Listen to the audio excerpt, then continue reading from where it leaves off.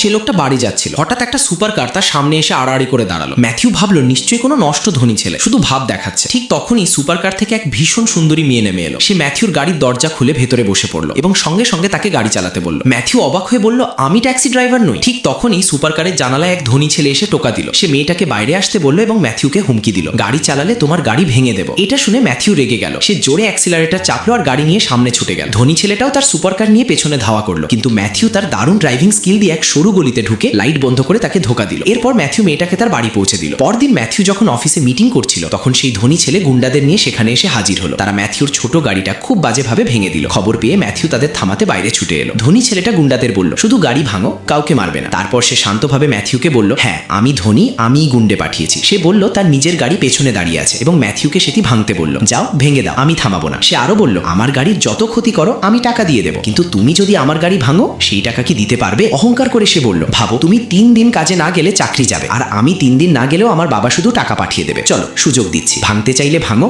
আমি এখানেই দাঁড়িয়ে দেখছি।